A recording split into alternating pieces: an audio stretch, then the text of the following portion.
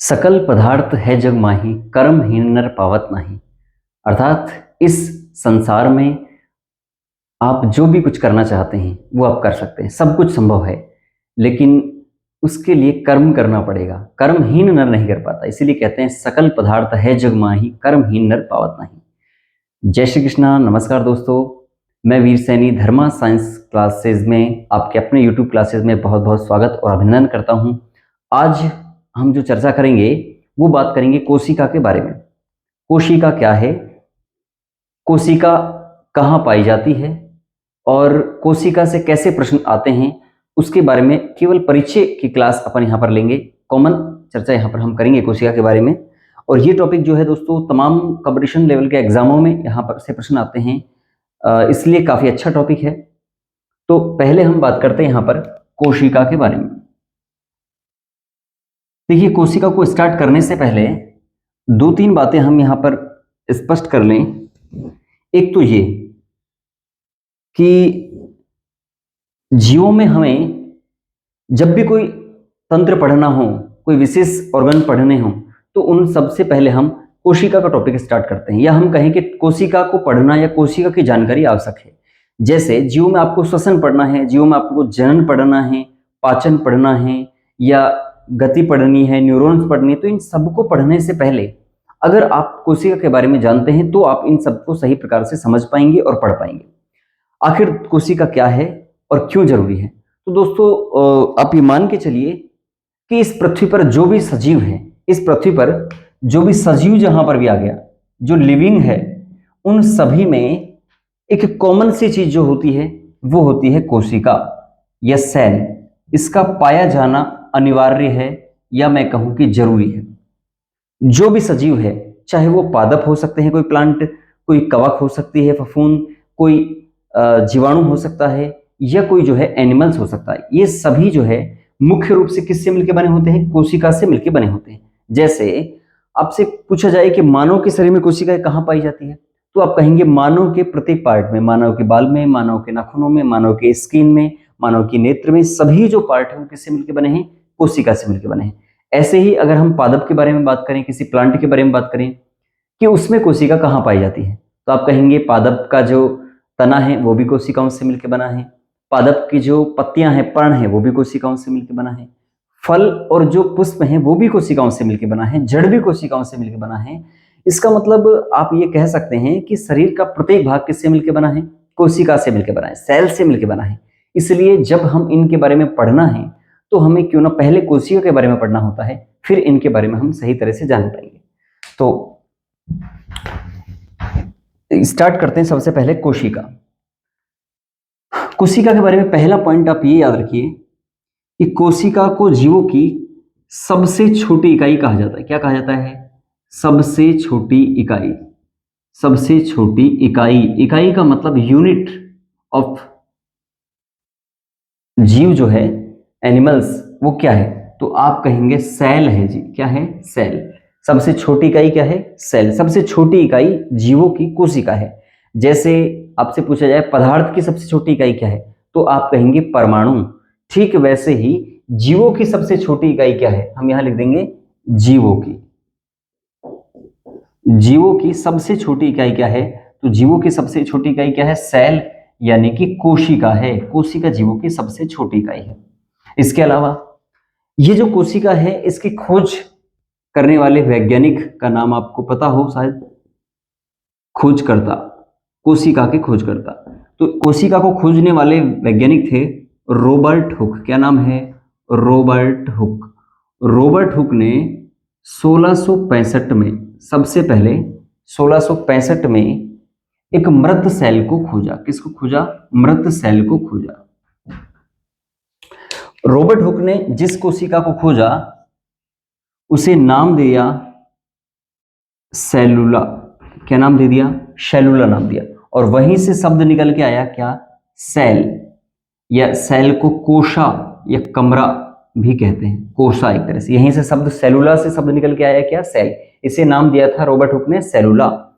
Robert Hooke ने जिस कोशिका को खोजा उसे स्वनिर्मित, यानी स्वयं के द्वारा बनाया हुआ स्वनिर्मित सूक्ष्मदर्शी, किस सूक्ष्मदर्शी यंत्र या सूक्ष्मदर्शी उपकरण। सूक्ष्मदर्शी क्या होता है? इसको बोलते हैं माइक्रोस्कोप। क्या बोलते हैं इसको? माइक्रोस्कोप या सूक्ष्मदर्शी, यानी कि ऐसा उपकरण, माइक्रोस्कोप ऐसा उपकरण जिसके माध्यम से हम बहुत छोटी चीजों को भी बड़ा करके देख सकते हैं। ऐसी चीजें जो आंखों से सामान्यतः बिना उपकरण के नहीं देखी जाती, उनको आप इस माइक्रोस्कोप के माध्यम से बड़ा करके देख सकते हैं। तो इन्होंने, रॉबर्ट हुक ने स्वनिर्मित सूक्ष्मदर्शी के द्वारा सेल को खोजा, और किस पादप में? तो नाम है क्वेरकस सुबेरिन। क्वेरकस सुबेरिन, ये याद रखिए, क्वेरकस सुबेरिन पादप के कॉर्क भाग में। किस भाग में?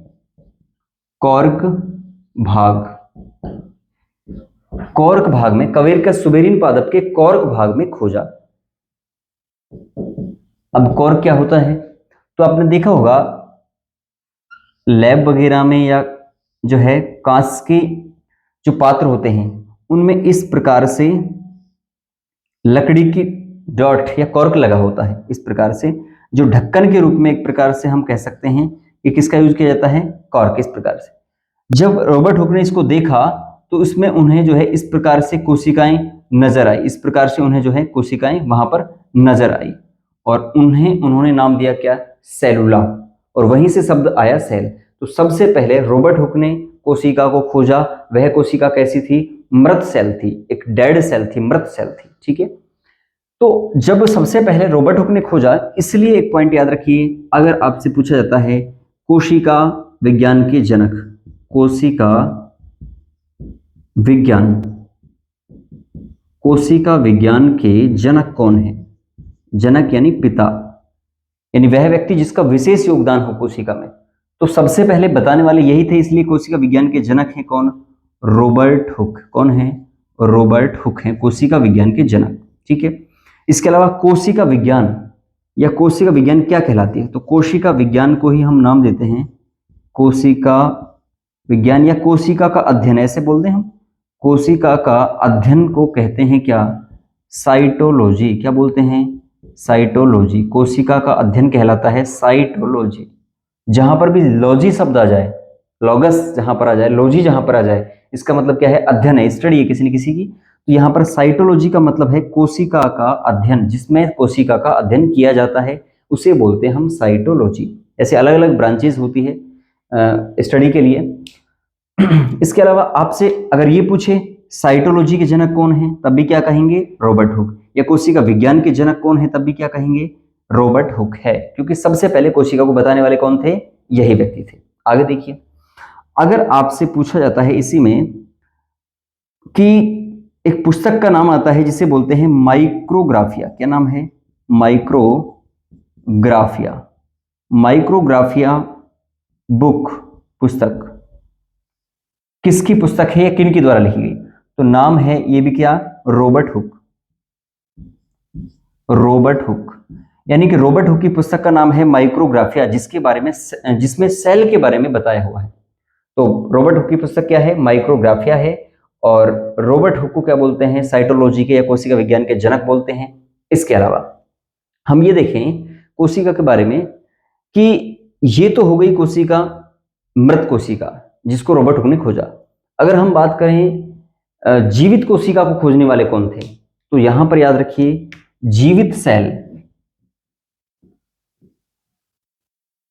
जीवित सेल यानी कोशिका, जीवित सेल को खोजने वाले जो है खोजकर्ता, जीवित सेल के खोजकर्ता का नाम आप याद रखिए, यह है एंटोनी वॉन। क्या नाम है? Antony von Leeuwenhoek. Antony von Leeuwenhoek ये पादप वैज्ञानिक थे। प्लांट के बारे में इन्होंने काफी वर्क किया।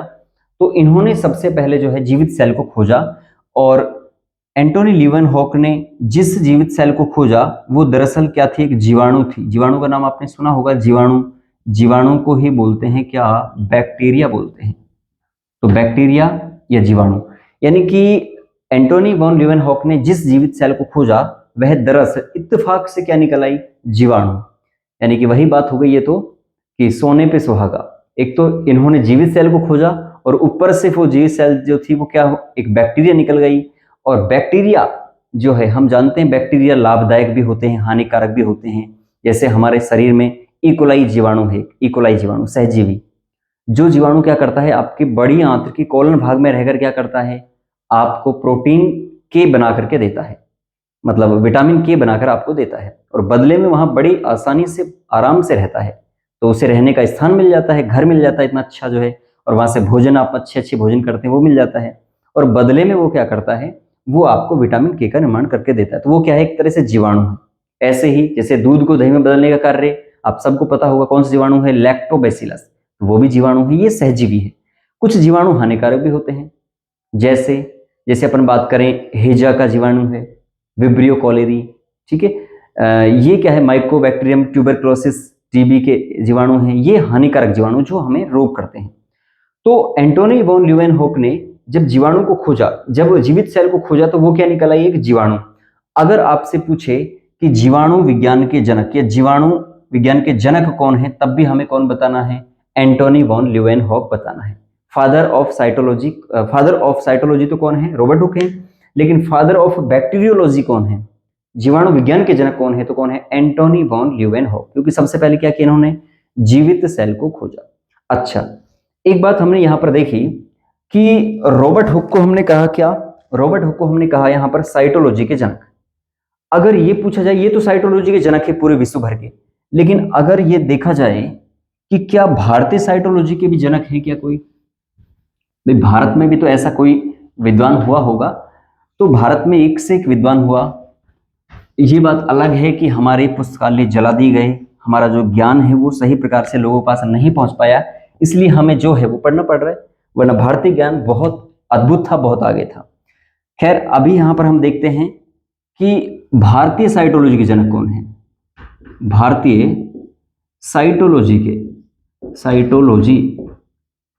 के जनक, तो आपको याद रखना है भारतीय साइटोलॉजी के जनक है कौन, ए के शर्मा। कौन है, ए के शर्मा, एक तो ये याद रखिए।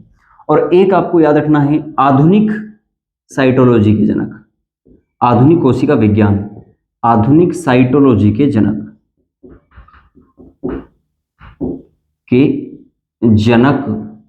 तो इसमें नाम आता है स्वानसन नामक वैज्ञानिक का। किसका आता है, स्वानसन का। आधुनिक साइटोलॉजी के जनक है स्वानसन, और भारतीय साइटोलॉजी के जनक है ए के शर्मा। इसके अलावा साइटोलॉजी के जनक कौन है, तो आप कहेंगे रॉबर्ट हुक, जिनकी पुस्तक कौन सी है, माइक्रोग्राफिया। जी हाँ, उन्होंने पुस्तक लिखी। तो एक बात आप सोचते होंगे कि जितने भी वैज्ञानिक हैं इनकी कोई ना कोई पुस्तक होती है, जितने भी महान लोग हैं इनकी पुस्तक होती है, तो हमारी पुस्तक कब होगी, क्या हम भी कोई पुस्तक लिखेंगे? तो जरूर आप भी पुस्तक लिख सकते हैं, अभी से ही स्टार्ट कर सकते हैं, जो भी आपको सही लगता है, जिसमें आपकी पकड़ हो, लिख सकते हैं। धीरे धीरे सुधार होगा, आप भी कर सकते हैं। तो फिलहाल आपको पुस्तक पढ़ने का काम करना है, फिर आप लिखने का कब भी करेंगे। भारतीय साइटोलॉजी के जनक के अलावा अब हम यहाँ पर देखते हैं कोशिका के बारे में। कोशिका को बोलते हैं जीवों की संरचनात्मक व क्रियात्मक इकाई। क्या बोलते हैं, संरचनात्मक व क्रियात्मक इकाई। क्या मतलब है इसका, क्रियात्मक इकाई? इसका मतलब यह है कि जीवों की जो संरचना है, स्ट्रक्चर है, वो किससे मिलकर बनी है, कोशिका से। अगर हम मानव शरीर की बात करें तो पूरा शरीर सेल से मिलकर बना है, यानी उसकी जो स्ट्रक्चर है वो किससे मिलकर बनी है, कोशिका से। और जो भी क्रियात्मक फंक्शनल जो वर्क होते हैं उसमें सारे, वो भी किससे होते हैं, कोशिका के आधार पर होते हैं। क्योंकि हम जब बात करते हैं, जैसे अपन भोजन करते हैं, कहने के लिए हम ये कहते हैं कि भोजन हमने किया, करने के बाद उसका पाचन हुआ, और पाचन होने के बाद पाचन हम ऐसा लगता है कि सिर्फ जो है पाचन स्टोमच में हुआ, पेट में हुआ, और उसके बाद बात कंप्लीट। लेकिन ऐसा नहीं है। भोजन का पाचन होने के बाद में उसका अवशोषण होता है, और अवशोषण होने के बाद में ब्लड के माध्यम से, रक्त के माध्यम से वो भोजन कहाँ पहुंचा दिया जाता है, वो एक एक सेल्स तक पहुंचा दिया है, एक एक कोशिका तक पहुंचा दिया जाता है। तो ये है अंतिम उद्देश्य। जैसे अपन श्वसन करते हैं, तो श्वसन में क्या होता है, श्वसन में ये कि भाई अपन वायुमंडल से ऑक्सीजन को ग्रहण करते हैं, ऑक्सीजन हीमोग्लोबिन ऑक्सीजन से क्रिया करके ऑक्सी हीमोग्लोबिन बनाती है। ये ऑक्सीजन जो है, ऑक्सी हीमोग्लोबिन इसे कहाँ ले जाती है, इसको ले जा करके सेल्स में छोड़ती है, और वहां पर एटीपी के रूप में हमें ऊर्जा मिलती है। तो ये लास्ट में अगर हम देखें तो ये पूरा आधार जो है वो रुक जाती है बात कहाँ जाकर, कोशिका पर। इसीलिए कहते हैं अगर आपकी कोशिका एक्टिव है तो आप एक्टिव हैं, या मैं ये कहूं कि आप एक्टिव इसलिए हैं क्योंकि आपकी कोशिका एक्टिव है। ठीक है, तो जीवों की संरचनात्मक और क्रियात्मक इकाई क्या है? कोशिका है। इसके अलावा जीवों की सबसे छोटी इकाई भी क्या है? कोशिका ही है। एक बात यहां पर क्लियर कर दूं मैं, सबसे छोटी इकाई का मतलब ये बिल्कुल भी नहीं है कि आप समझे कि पूरे जीवों में या जीव के अंदर किसी भी जीव में सबसे छोटा जो भाग है, ऑर्गन है, या सबसे छोटा जो हिस्सा है, या वो क्या है? वो कोशिका। ऐसा नहीं है। सबसे कोशिका से छोटी बहुत सारी चीजें, जैसे राइबोसोम हम पढ़ेंगे कोशिका में, सब कोशिका से भी छोटा है। लेकिन अपना कहने का मतलब ये है कि कोशिका जीवों में एक यूनिट की तरह जो काम में करता है, एक इकाई के रूप में जो सारे ऑर्गन्स मिलकर के जो कार्य करते हैं, उस रूप में सबसे छोटी इकाई है, इकाई के रूप में सबसे छोटा भाग है, ये कह सकते हैं। ठीक है, आगे देखिए, 3-4 पॉइंट आपको याद रखने हैं। आपसे पूछा जाए जीव जगत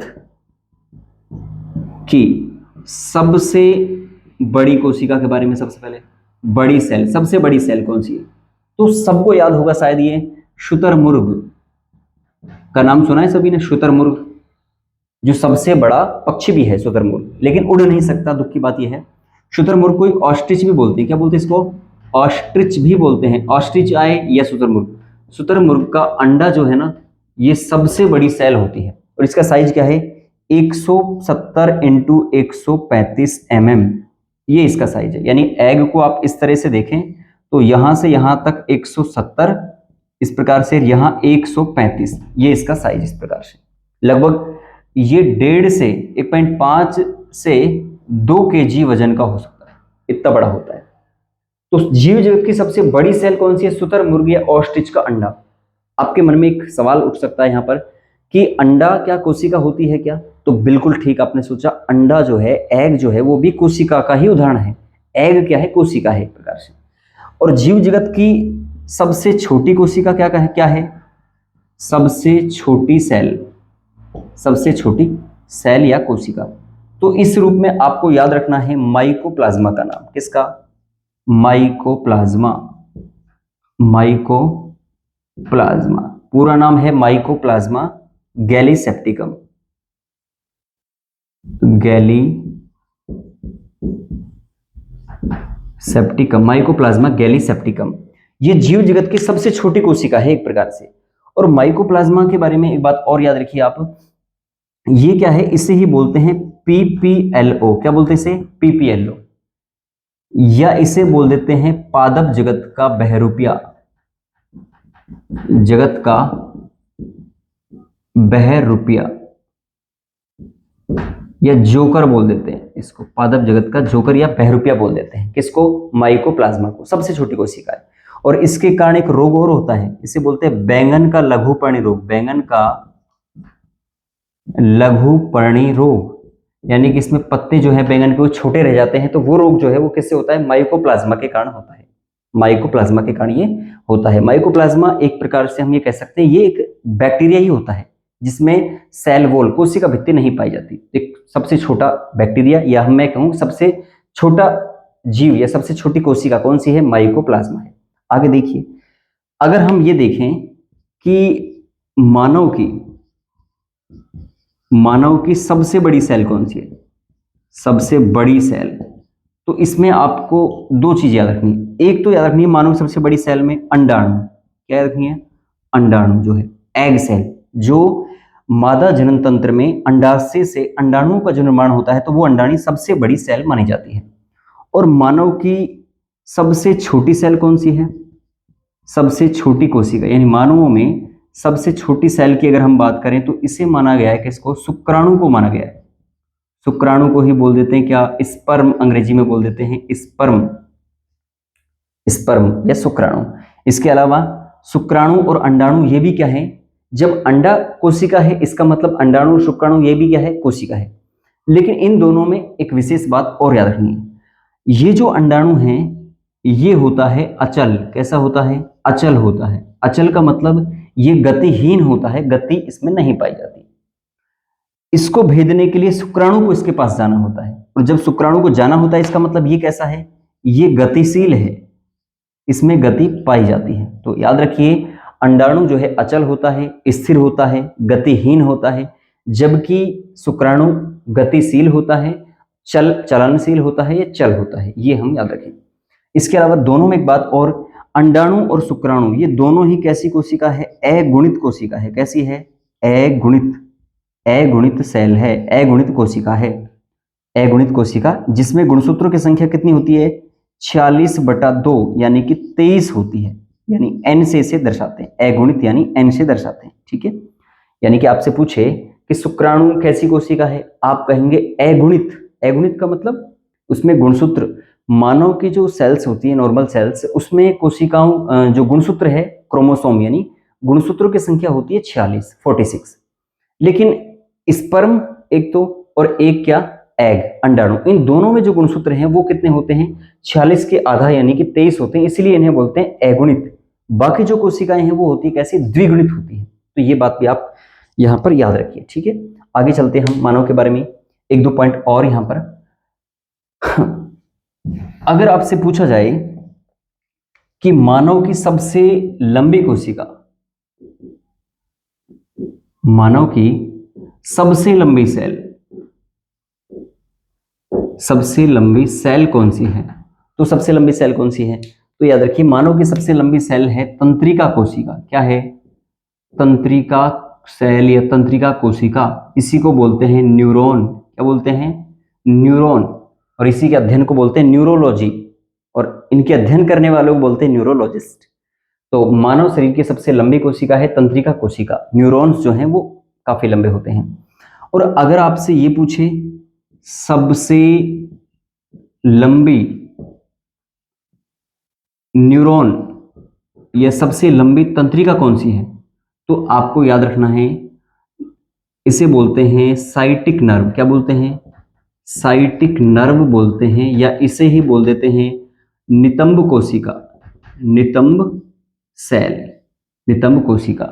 ये 4 फीट तक भी लंबी हो सकती है, यानी कि पीठ से लेकर के और नीचे पैर तक, कमर से लेकर के पैर तक जो है इनकी लंबाई होती है। तो मानव की सबसे लंबी कोशिका तंत्रिका कोशिका है, जबकि सबसे लंबी जो तंत्रिका है, ये सबसे लंबी न्यूरॉन है। यहाँ लिख देंगे तंत्रिका या न्यूरॉन, एक ही बात है। अंग्रेजी में न्यूरॉन बोलते हैं, तंत्रिका उसका नाम क्या है? साइटिक नर्व या नितंब कोशिका, या इसे नितंब सेल बोलते हैं। ये सबसे बड़ी सेल है, एक तरह से लंबी सेल है। इसके अलावा अगर आपसे पूछे मानव ब्रेन, ब्रेन की सबसे छोटी सेल कौन सी है? सबसे छोटी सेल, तो ब्रेन की सबसे छोटी सेल का नाम याद रखना, यह है सेरिबेलम। यहां लिख लेंगे सेरिबेलम की ग्रेन्यूल सेल। सेरिबेलम आपको पता है ब्रेन का एक पार्ट है, इसको विस्तार से वहां पढ़ेंगे ब्रेन में। सेरिबेलम की ग्रेन्यूल सेल,